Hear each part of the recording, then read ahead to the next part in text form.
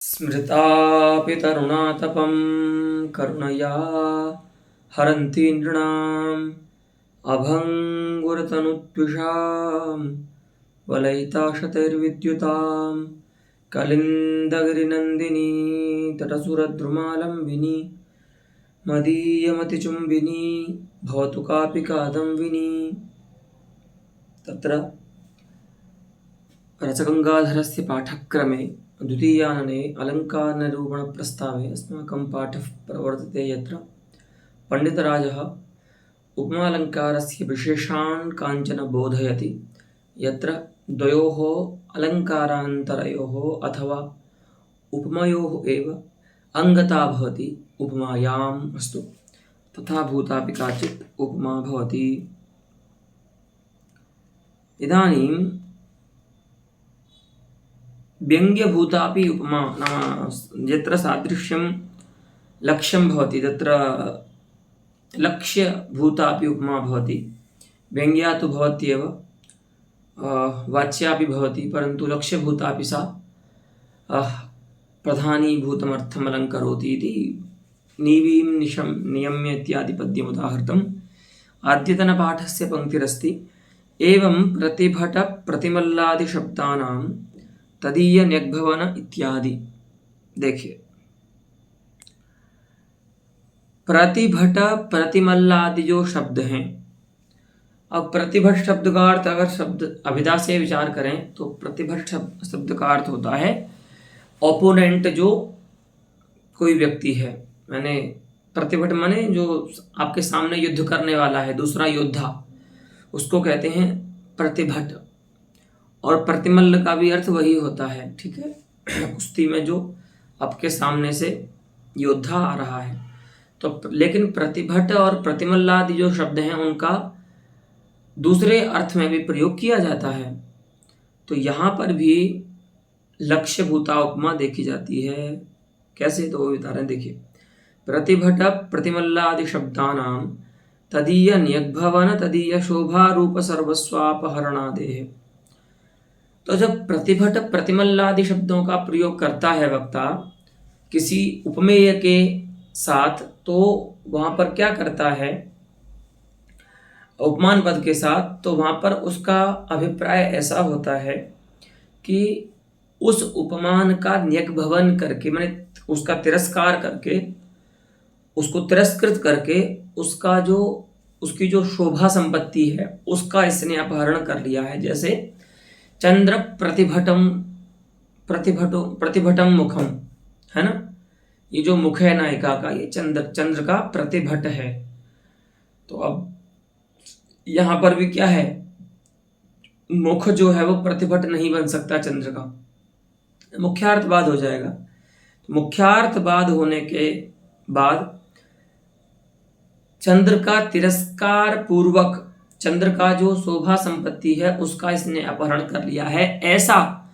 ऐसे प्रयोजन के लिए, ऐसा प्रयोजन का ज्ञान कराने के लिए सादृश्यवती लक्षणा, सदृश अर्थ में प्रतिभट प्रतिमल्लादि शब्दों की लक्षणा होती है कि चंद्र सदृशम मुखम, चंद्र दोनों, यदि प्रतिभट शब्द हो या प्रतिमल्ल शब्द हो, दोनों ही शब्दों की तत्सदृश में लक्षणा होती है। और प्रयोजन क्या है, वहां पर चंद्र का तिरस्कार पूर्वक उसकी जो शोभा है उसका शोभा सर्वस्व का अपहरण का ज्ञान कराना। अस्तु, तो सादृश्यवती लक्षणा एव न व्यंजना। तो कहना है कि जब कोई अर्थ शक्तिज नहीं है तो उसको व्यंजना से मान लीजिए, व्यंग्य मान लीजिए। तो कह रहे हैं व्यंजना की वहां पर प्रवृत्ति नहीं होगी, क्योंकि मुख्यार्थ का बाध हो रहा है, और मुख्यार्थ बाध के बाद जो प्रवृत्त होती है ऐसी शब्दवृत्ति लक्षणा है, व्यंजना नहीं है। तो मुख्यार्थस्य बाधात् तत्र सादृश्यवती अर्थे प्रतिभट प्रतिमल्लादि शब्दैः सादृश्यवतोर्थस्य उपस्थितिर्जायते, सा उपस्थितिः लक्षणया एव भवितुमर्हति, न व्यञ्जनया, यतो हि तत्र मुख्यार्थवादः भवति। मुख्यार्थवादप्रसारेण तत्र लक्षणा एव प्रवर्तते न तो व्यंजना। लेकिन ये जो प्रयोजन रूप अर्थ है इसका तो आप पहले से जानते ही हैं। प्रयोजन रूप अर्थ का ज्ञान जो है वो व्यंजना से ही होगा, वो लक्षणा से नहीं हो सकता। तो वही कह रहे हैं प्रयोजने पुनर्व्यंजना एव। ये जो प्रयोजन बताया आपको कि उपमान न्यग्भवन पुरस्सर तदीय शोभा सर्वस्वरूप अपहरण ज्ञानम यदस्ति प्रयोजन तस्य प्रत्ययस्तु व्यंजनया एव। अस्तु, अब एक नई बात बताते हैं, ये जो अभी तक प्रायः किसी आचार्य ने नहीं बताई है इनसे पहले, कि व्यंग्यभूता भी जो उपमा है वह अलंकार कहला सकती है। अब यूँ तो क्या करते हैं हम कि जब उपमा व्यंग्य होती है तो हम उसको उपमा अलंकार न कह करके उपमा अलंकार ध्वनि कहते हैं। लेकिन पंडित राज का इसमें ऐसा मानना है कि केवल व्यंग्य होने से उपमा ध्वनि नहीं हो सकती। प्राधान्येन व्यज्यमान जो उपमा है वो ध्वनि पदवाच्य है। अगर व्यंग्य होकर के भी वो अप्रधान है अथवा अलंकारांतर की उपस्कारिका है तो उसको अलंकार ही मानना चाहिए।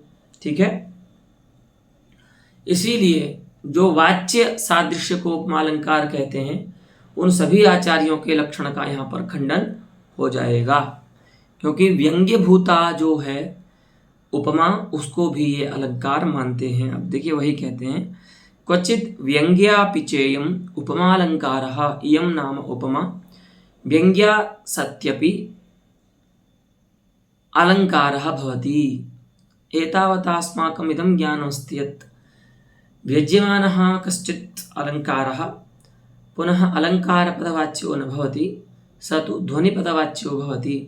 परन्तु तत्र इदम् अवश्यम् अवधेयम् व्यज्यमानः अर्थः यदि प्राधान्येन व्यज्यते चेदेव तस्य अलङ्कार्यत्वं भवति। अन्यथा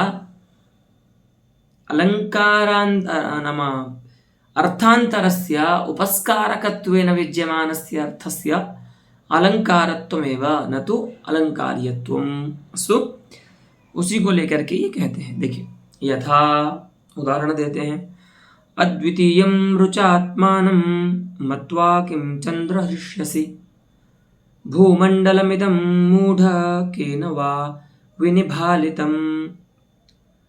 अत्र कश्चित् नायकः वृत्तान्तं स्वयं आचार्य जगन्नाथः वक्ष्यति उपपत्ति प्रस्तावे, परन्तु सामान्येन प्रकरणम् इदमस्ति यत् कश्चित् नायकः देशान्तरस्थितः ना चंद्रम उपालभते, चंद्रस्य उपालंभम करोति, चंद्र को उल्हाना दे रहा है। क्या बोल रहा है चंद्र को संबोधन करके, हे चंद्र त्वं आत्मानं अद्वितीयं मत्वा किमर्थम हृष्यसि, तुम अपने को पूरे संसार में अद्वितीय मान करके वृथा हृष्ट क्यों हो रहे हो, ऐसे प्रसन्न क्यों हो रहे हो कि नहीं मेरे जैसा तो कोई नहीं है, और वो भी किससे, रुचा अर्थात कांतिया। तुम अपनी विलक्षण कांति से अपने को अद्वितीय मान करके इतने हृष्ट क्यों हो रहे हो, है ना। कुछ लोग ऐसे होते हैं कि जो अपने ज्ञान को, अपने रूप को, अपनी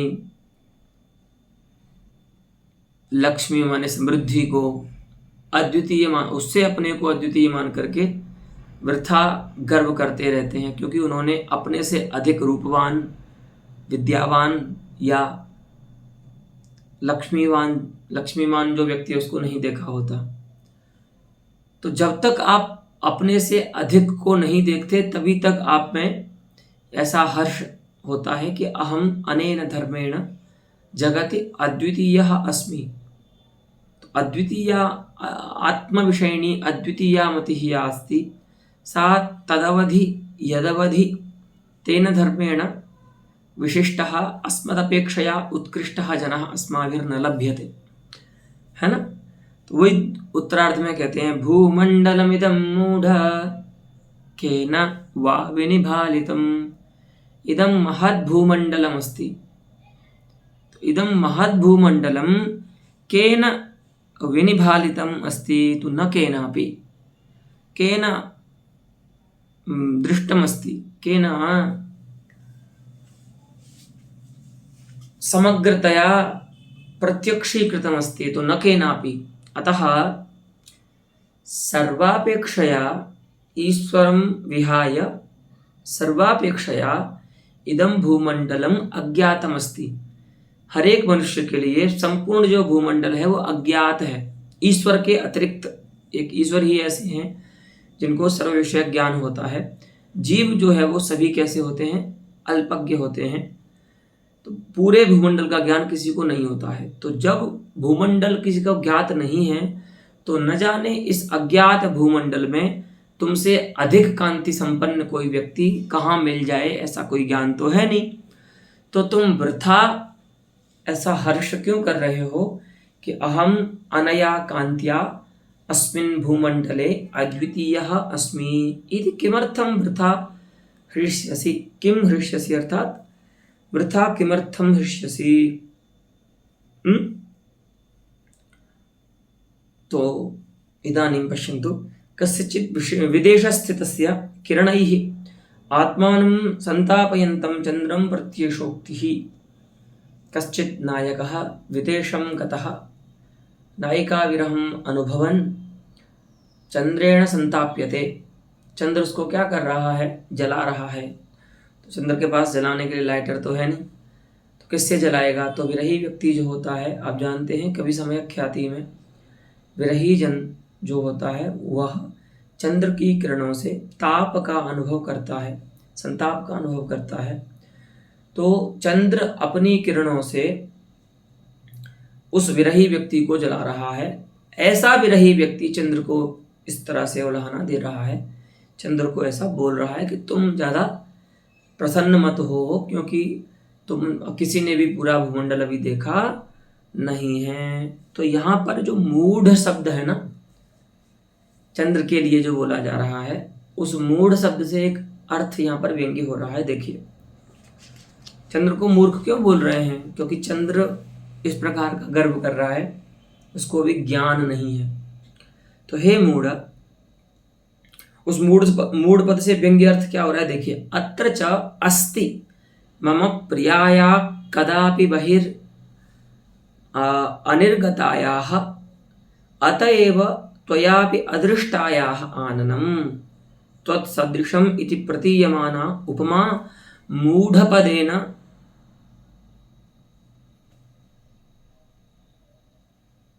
ध्वन्यमानायां चंद्र विषयायां वक्तृगतायां असूयायां अलंकारः। मूढ़ पद से यहाँ पर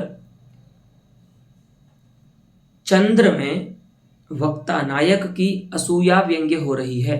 असूया एक व्यभिचारी भाव है, 33 व्यभिचारियों में से, वो यहाँ पर व्यंग्य हो रही है। तो भावध्वनि होगा, ठीक है, कि जहाँ पर 63 व्यभिचारियों में से कोई अन्यतम व्यंग्य होता है तो भावध्वनि होती है। तो यह जो मूढ़ पद से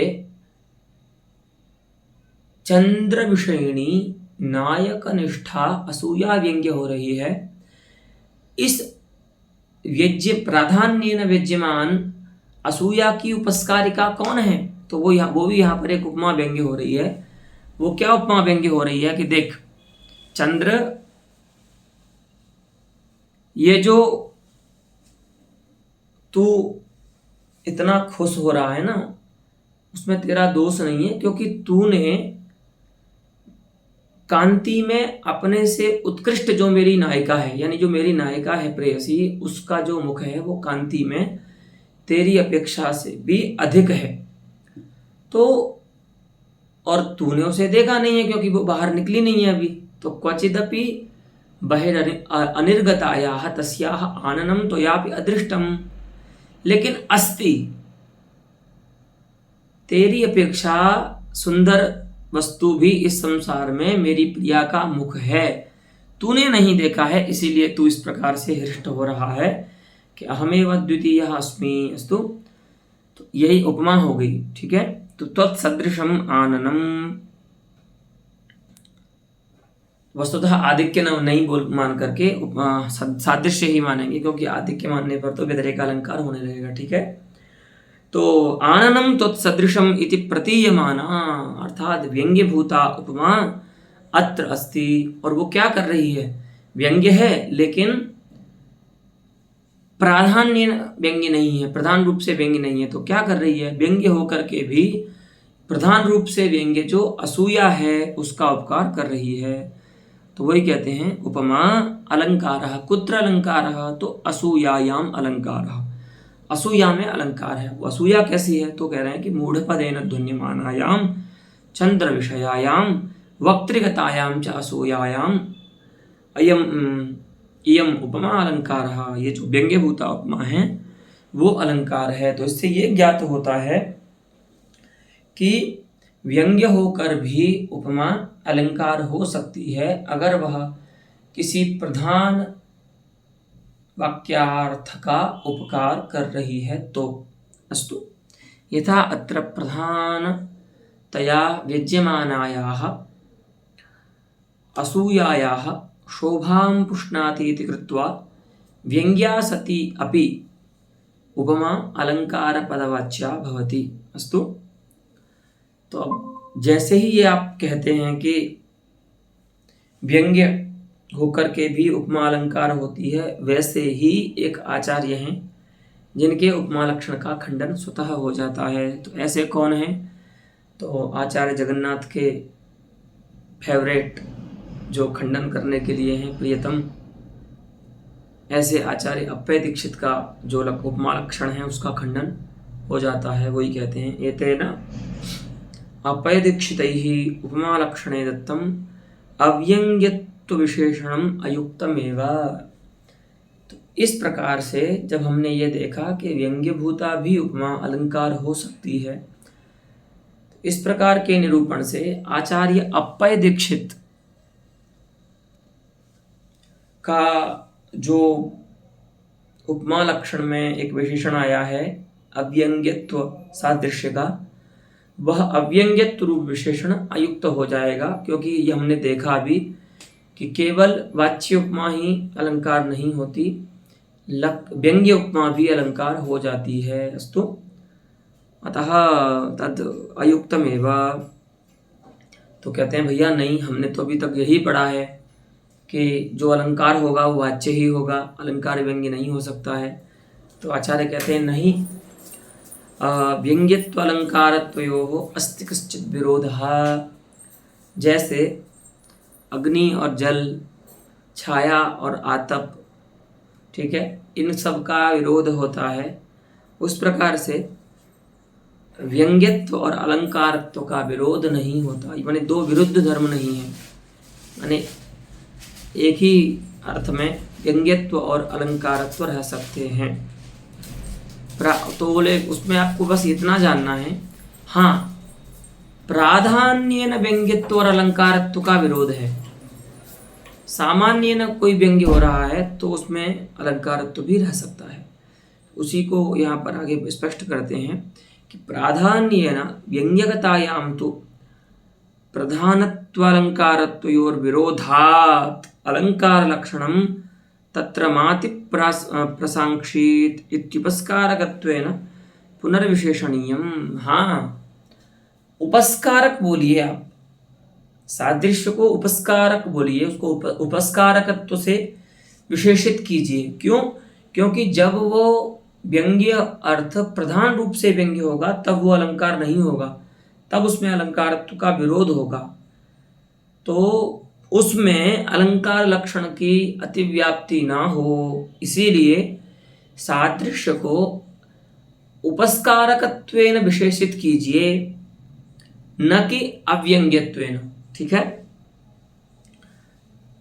तो प्रधानत्व अलंकारत्वयोर विरोधात् कुत्र प्राधान्येन व्यंग्यतायाम। जब प्रधान रूप से कोई अर्थ व्यंग्य होगा तो उसमें व्यंग्यत्व और अलंकारत्व का विरोध होने के कारण जो अलंकार लक्षण है उसकी अतिव्याप्ति, उसमें माने प्रधान रूप से व्यंग्य अर्थ में अलंकार लक्षण की अतिव्याप्ति ना हो, अलंकार लक्षण अतिव्याप्त ना हो, इसीलिए सादृश्य को या अलंकार के लक्षण को उपस्कारकत्वेन विशेषित कीजिए, माने उसको उपस्कारक कहिए, क्योंकि जब उपस्कारक कहेंगे आप तो प्राधान्य व्यंग्य अर्थ का ग्रहण नहीं होगा।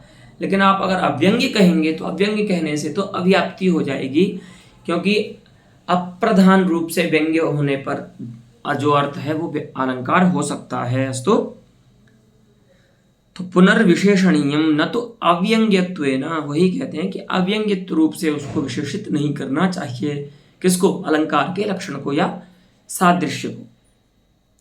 तो प्रागुक्तायाम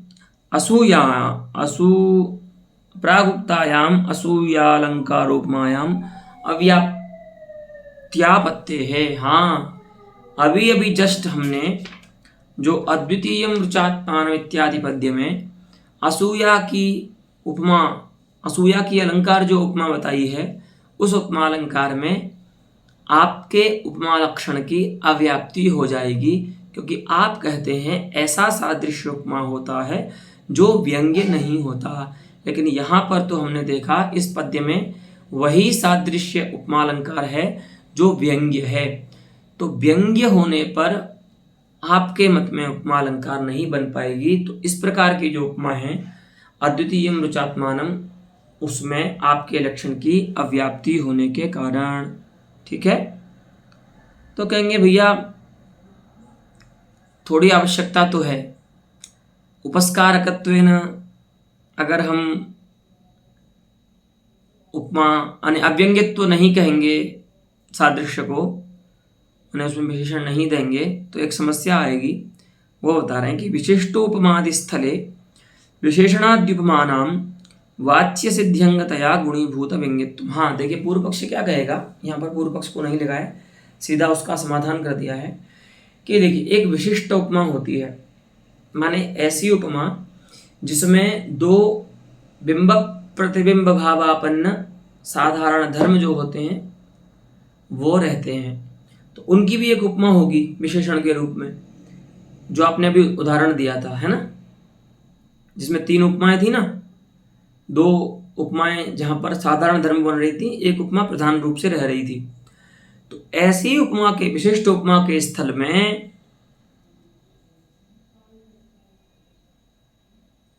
अब वहां क्या होता है, बिंब प्रतिबिंब भावापन्न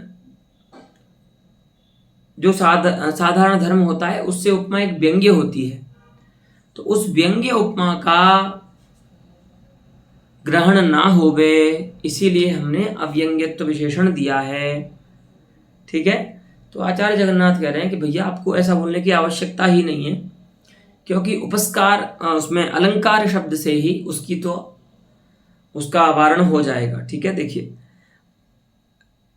वाच्य सिद्ध्यंगतया गुणीभूत व्यंग्यत्व, देखिए क्या होता है, विशिष्ट उपमा के स्थल में जो विशेषण उपमा है वो क्या होती हैं, माने जो व्यंग्य उपमा है वह वाच्य सिद्धि का अंग हो जाने के कारण, वाच्य जो उपमा होती है ना, प्रधान उपमा, उसका अंग हो जाने के कारण गुणीभूत व्यंग्य कहलाती है, ठीक है। वो जो विशेषणों की जो उपमा है वो गुणीभूत व्यंग्य हो जाती है, माने अप्रधान व्यंग्य हो जाती है। तो वाच्य सिद्धि का अंग होने के कारण वह प्रधान नहीं हो सकती। तो वहां पर क्या होता है, उपमा अलंकार उसे कहते हैं जो सिद्ध अर्थ का उपस्कारक हो, ऐसे अर्थ की शोभा करे जो पहले से सिद्ध अर्थ है। यहां पर जो व्यंग्य विशेषण उपमा है वह एक ऐसी उपमा का उपकार कर रही है जो स्वयं फलीभूत है, साध्य है ना। वाच्य जो उपमा है वो स्वयं साध्य है, तो वाच्य जो साध्योपमा है उसकी सिद्धि में अंग होने के कारण जो विशेषण उपमा है उसमें अलंकार लक्षण की अतिव्याप्ति नहीं होगी। तो आप जो कह रहे हो कि हमने अव्यंग्यत्व पद का निवेश विशेषणोपमा के वारण के लिए किया है, क्योंकि वो उपमा व्यंग्य होती है। तो ऐसी उपमा में तो अतिव्याप्ति का अवसर ही नहीं है, तो आप उससे वारण के लिए क्यों इस प्रकार का प्रयास कर रहे हैं? क्यों? क्योंकि वह तो ऐसी उपमा की सिद्धि में अंग बन रही है जो स्वयं साध्य है। तो साध्य उपमा की सिद्धि में अंग बनने वाली जो विशेषणोपमा है उसमें अलंकारत्व ही नहीं आएगा, क्योंकि अलंकार वो होता है जो सिद्धार्थ का उपस्करण करता है। ये तो साध्य है उपमा प्रधानीभूत जो वाच्य उपमा है, तो साध्य अर्थ का उपस्करण करने के कारण उसमें अलंकारत्व ही नहीं है। तो जिसमें अलंकारत्व ही नहीं है उसमें उपमा लक्षण की अतिव्याप्ति कैसे होगी? जो आप वारण के लिए वहां पर अव्यंग्यत्व विशेषण का दान कर रहे हैं। ठीक है, तो सिद्धार्थस्य उपस्करणा भावात्, यह जो विशेषणोपमा है व्यंग्यभूता, वह सिद्धार्थ की उपस्कारिका नहीं होती, सिद्धार्थ का उपस्करण नहीं करती, इसीलिए तस्याह नालंकारत्वम, उसकी अलंकारता ही नहीं है। इति नकापि असंगति ही, तो आप ये मत कहिए कि हमने उस प्रकार की उपमा के वारण के लिए अव्यंग्यत्व पद का निवेश किया है। अस्तु, अतः एतावता इदं सिद्धमस्ति यत् आचार्य पैदीक्षितैः उपमालक्षणे अव्यंग्यत्वेन यत् सादृश्यं विशेषितं तद् अयुक्तम्। अस्तु, अब क्या बोलते हैं देखिए, यच्चापि सेयम् उपमा संक्षेपतस्त्रिविधा, क्वचित् स्ववैचित्र्यमात्र विश्रांता, यथा सच्छिन्नमूलः क्षतजेन रेणुः तस्योपरिष्टात् पवनावधूतः, अंगारशेषस्य हुताशनस्य पूर्वोत्थितो धूम इवावभासे इति रघुवंशीयं पद्यमस्ति। पुनः क्वचित् उक्तार्थोपपादनपरा, यथा अनन्तरत्नप्रभवस्य तस्य हिमं न सौभाग्य विलोपि जातम्, एको हि दोषो गुणसन्निपाते निमज्जतीन्दोः किरणेष्विवाङ्कः इति कुमारसम्भवस्थि पद्यमस्ति। पुनः क्वचित् व्यङ्ग्यप्रधाना सा इति तैरेव द्रविड़ शिरोमणिः अव्यधीयत। अब आचार्य अप्पय दीक्षित के लिए बोल रहे हैं द्रविड़ शिरोमणि, अर्थात उन्हीं द्रविड़ शिरोमणि आचार्य अप्पय दीक्षित के द्वारा इस प्रकार का एक और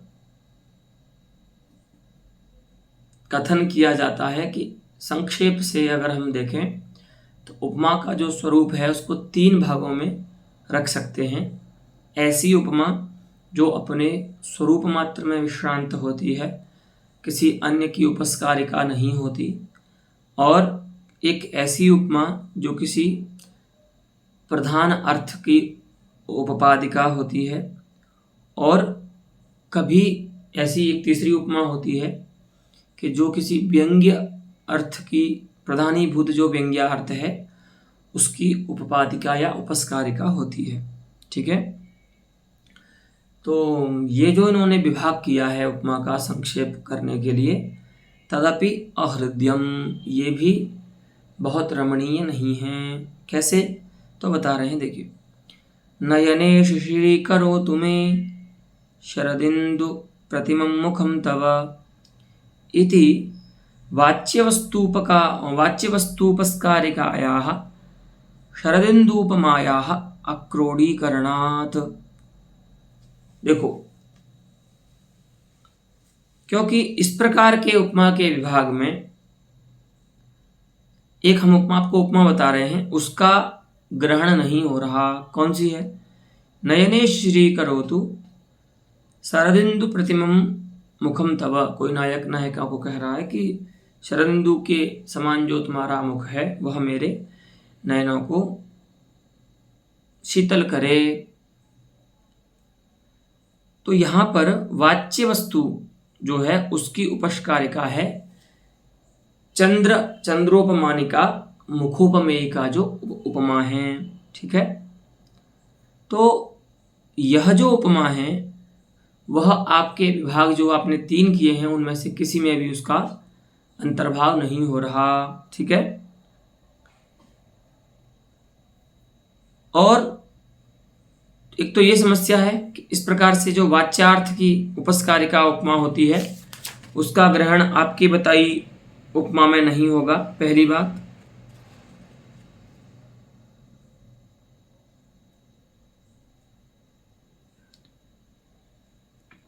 और अलंकार भूतोपमासु स्ववैचित्र्यमात्र विश्रांतायाः उपमायाः संग्रहे को नाम ध्वन्यमानायास्तस्याः निरासाय अव्यंग्यत्व विशेषण दान दुराग्रहः।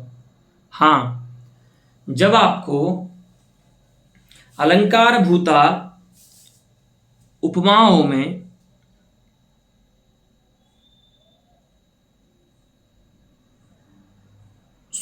स्ववैचित्र्य मात्र विश्रांत उपमा का संग्रह करना है तो उसमें आप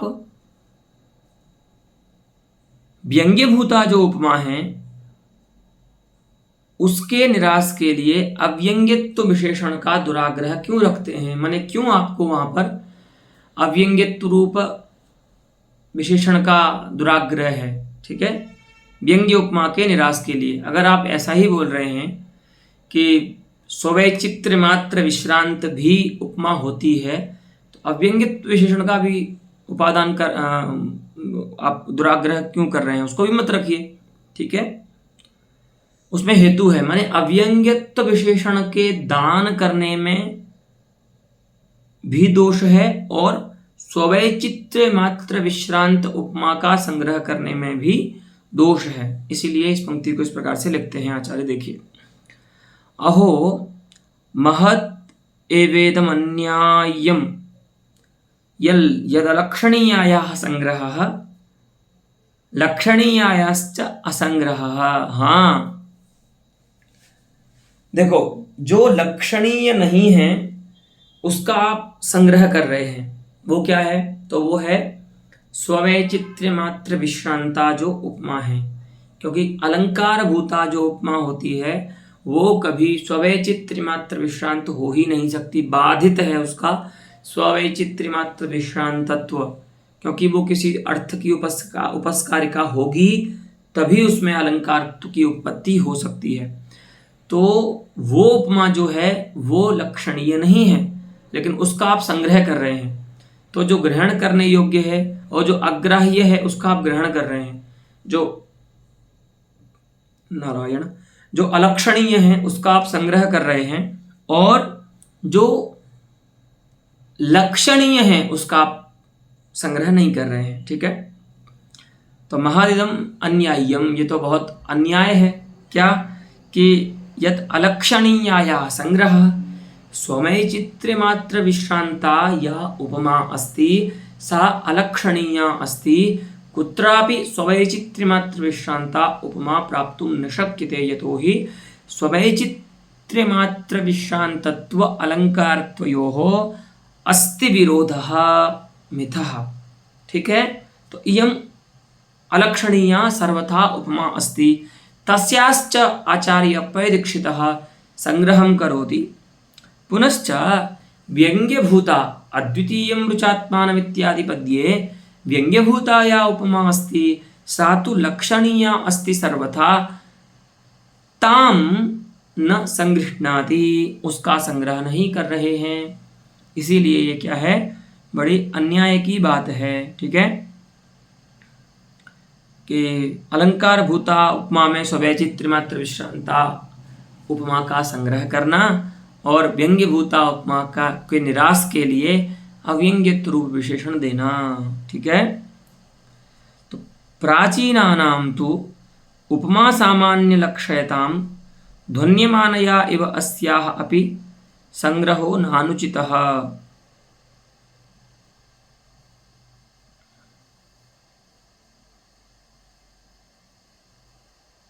अच्छा, देखिए, प्राचीन जो आचार्य हैं उन्होंने जो लक्षण किया है वो उपमा सामान्य का लक्षण किया है। ठीक है, तो उपमा सामान्य के लक्षण में ध्वन्यमान उपमा के साथ उपमा सामान्य का जो संग्रह है वह अनुचित नहीं है, या स्ववैचित्र मात्र विश्रांत जो उपमा है उसका जो संग्रह है वो अनुचित नहीं है। क्योंकि आचार्य परीक्षित ऐसा बता सकते हैं ना किसी प्राचीन आचार्य का उदाहरण दे करके कि देखो उन्होंने भी इस प्रकार से अव्यंग्यत्व आदि विशेषण दिए हैं और इस प्रकार से स्ववैचित्र मात्र विश्रांत उपमा को माना है। तो कह रहे हैं आपके निरूपण में और उनके निरूपण में भेद है। प्राचीन जो आचार्य हैं वो उपमा सामान्य का लक्षण करते हैं, उपमा अलंकार का लक्षण नहीं करते। लेकिन आप तो मुंह से बोलते हो कि इदानीम अलंकार भूताम उपमाम लक्षयामी, हैं? तो अलंकार भूता उपमा के लक्षण में तो इस प्रकार से अव्यंग्यत्व आदि विशेषण का निरूपण और स्ववैचित्र मात्र विश्रांत तत्व जो उपमा का है वो सर्वथा अनुपपाद्य है। ठीक है, वही कहते हैं कि प्राचीनानां तु उपमा सामान्य लक्षयताम ध्वन्यमानया इव अस्याः अर्थात स्ववैचित्र मात्र विश्रांतायाः अपि संग्रहः न अनुचितः, लेकिन न तो स्वस्य प्रबंध व्यंग्योपस्कारकत्वे स्वस्य यत्नेन ध्वन्यमानोपमां निरस्य कंठरवेण अलंकार भूतोपमा लक्षकस्य। जब आप अलंकार भूत उपमा का लक्षण कर रहे हैं कंठरवेण, आप बोल करके ऐसा निरूपण कर रहे हैं कि अब मैं उपमा अलंकार उपमा का लक्षण कर रहा हूं, तो अलंकार भूत उपमा का लक्षण करते समय इस प्रकार से ध्वन्यमान उपमा का निराश करना यत्नपूर्वक वो ठीक नहीं है। अस्तु, अलम् एतावता अद्यतनपाठेन पुनः अत्रैव अस्मिन्नेव विषये इतोपि युक्तयः सन्ति ताः आगामिनि पाठे ज्ञास्यामः। अस्तु।